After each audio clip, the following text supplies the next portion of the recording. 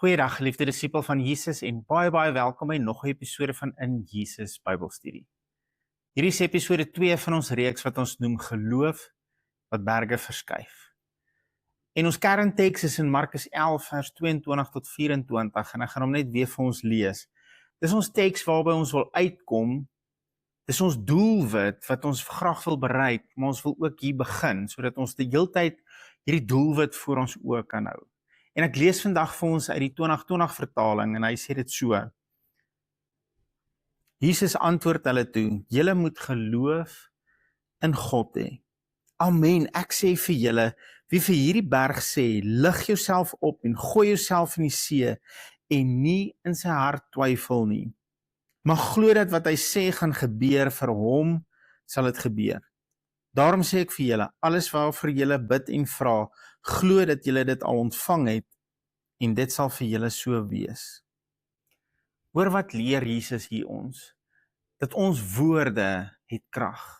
Hy sê dat dit wat ons sê, ons kan glo dat dit sal gebeur as ons geloof in God het. Hy sê ons kan vir ons berg sê, hef jou op en werp jouself in die see. En as ons nie twyfel in ons hart het nie, sal dit gebeur. Nou ek is natuurlik oortuig en ek dink jy sal saam met my stem, hy praat nie van Tafelberg nie. Hy praat nie van 'n fisiese berg. Ons kan nie vir Tafelberg gaan sê, lig jouself op en werp jouself in die see en Tafelberg gaan verdwyn nie. Dis glad nie wat Jesus hiervan praat nie. Hoe weet ek dit? Want hy het dit nooit gedoen nie. En Jesus is ons perfekte voorbeeld. Jesus is die voorbeeld wat ons najag. Het jy al ooit daaraan gedink dat as Jesus gedoen het wat hy gedoen het as God, dan sou ons bloot net toeskouers gewees het. Dan sou ons net kon sê, wow, wat 'n amazing God. Jesus, U is so awesome, die goed wat U doen. Ons sou net kon sê, wow, van die kantlyn af. Maar nou het Jesus nie gedoen wat hy gedoen het as God nie. Hy het dit gedoen as 'n mens in totale afhanklikheid van God. In totale gehoorsaamheid aan God. In intieme verhouding met die Heilige Gees en sensitief vir die inspraak van die Heilige Gees en wat God in en deur hom wil doen. En dis hoekom hy kon doen wat hy gedoen het. As 'n mens afhanklik en gehoorsaam aan God. Hoekom? Want hy het vir ons 'n voorbeeld kom stel van wat is vir ons beskikbaar. Dat ons in afhanklikheid van God, deur die Heilige Gees, deur wedergeboorte, is ons afhanklik van hom, kan ons God se stem hoor en kan ons doen wat Jesus gedoen het. Hy het vir ons 'n voorbeeld kom stel wat ons kan najag. Ons staan nie meer op die kantlyn en sê, wow, Jesus nie. Ons is saam met hom in hierdie game. Hy het vir ons die voorbeeld gestel wat ons kan najag. En hoe weet ons dit? Wel, blaai saam met my na Johannes 14 vers 12 toe en ek gaan weer vir ons uit die 2020 vertaling uitlees. Hy sê, amen, amen, ek sê vir julle, wie in my glo. Hier is dit alweer. Wie in my glo, geloof in Jesus.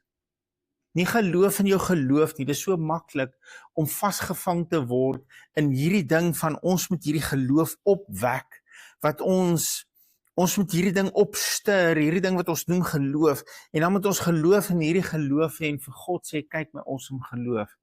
Nee, ons moet ons oë op hom hou. Wie geloof in my het, nie geloof in jou geloof nie, wie geloof in my het, hy sal ook die werke doen wat ek doen.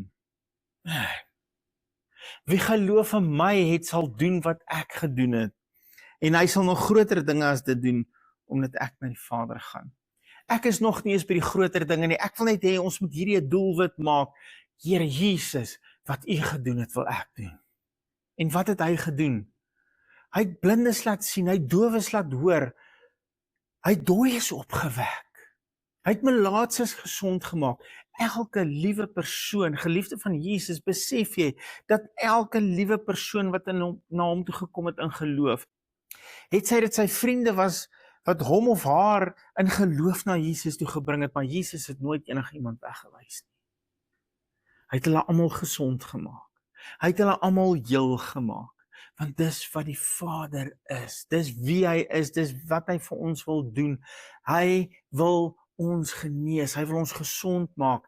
En Jesus het opgevaar, maar hy het as eersgeborene het hy vir ons geleef, sodat ons nou sy voorbeeld kan volg.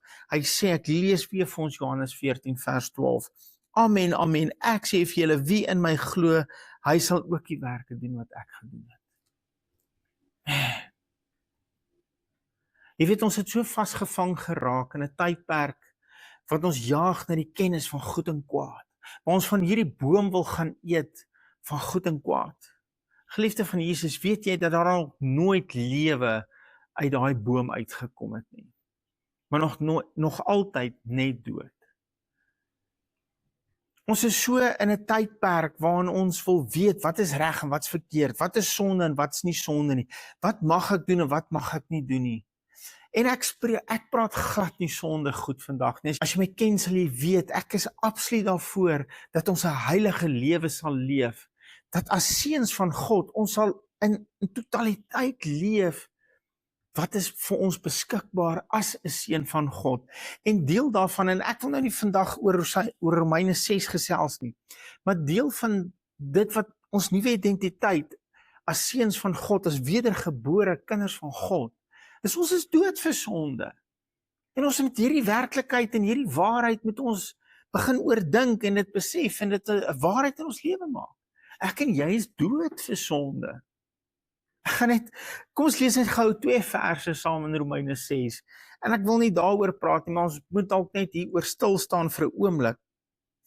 Romeine 6 vers 4, en ek lees hierdie uit die 53 vertaling uit. Ons is dus saam met hom begrawe. Hierdie hom is Jesus. Ons is saam met Jesus begrawe deur die doop in die dood, sodat net soos Jesus, ons is saam met Jesus begrawe, sodat net soos Christus uit die dood opgewek is deur die heerlikheid van die Vader, ons ook so in 'n nuwe lewe kan wandel. Geliefde, ons is saam met hom dood en ons het saam met hom lewendig geword. Nou kan ons in die lewe leef wat hy geleef het. Ja, ou mens is dood. Hoor wat sê hy in vers 11, so moet julle ook reken dat julle wel vir die sonde dood is. Ons is dood vir die sonde, maar ons moet begin dit so bedink. Ons moet hieroor begin dink, ek is dood vir sonde, ek het nie nodig om te sondig nie, ek is dood vir sonde. Kan jy 'n lijk laat sondig?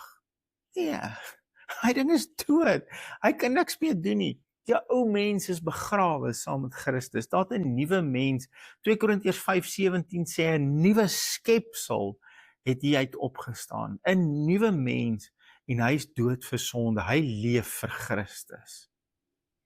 So ons is dood vir sonde, ons moet begin reken dat ons dood is vir sonde.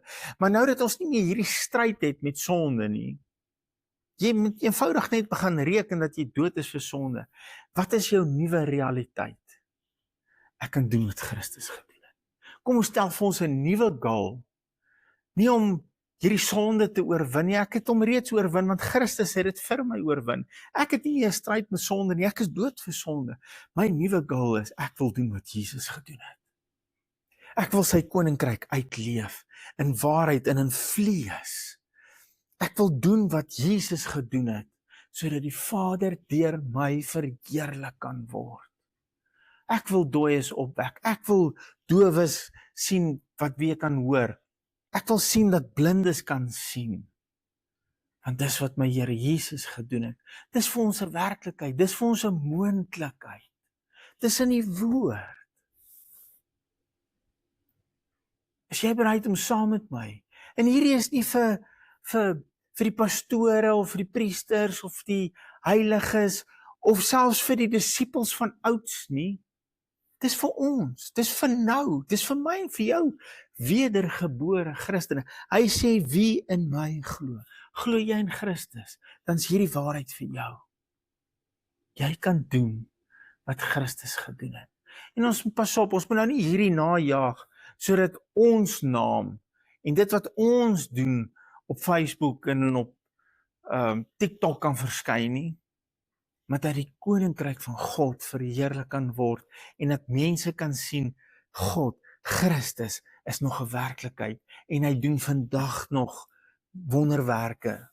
Nie om my en jou naam te verheerlik nie, maar om sy naam te verheerlik en om te wys hy is nog 'n waarheid, hy leef nog, hy het nog empatie, hy het nog simpatie, hy stel nog belang in wat mense beleef en wat sonde in hierdie wêreld kom doen het, wat die oorsake van sonde is en wat siekte ons van kom beroof het. Hy wil dit vir jou teruggee wat siekte by jou kom steel het. Wat die vyand by jou kom steel, slag en verwoes het, wil Christus kom herstel en hy wil vir jou lewe en lewe in oorvloed gee. Man, ek hoop jy saam met my excited vir hierdie journey. Ek en jy kan met ons berge praat en ons berge verskuif deur woorde van geloof sonder twyfel. Sê saam met my bid. Here, dankie vir u woord.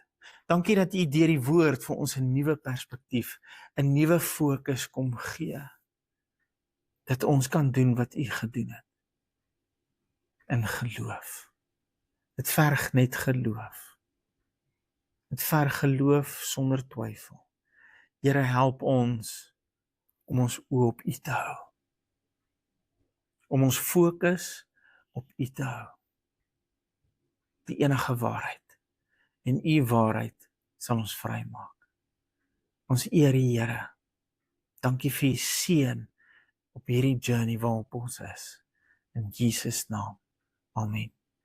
Geliefde van Jesus, hou jou oog op hom en jou neus in sy woord. Shalom.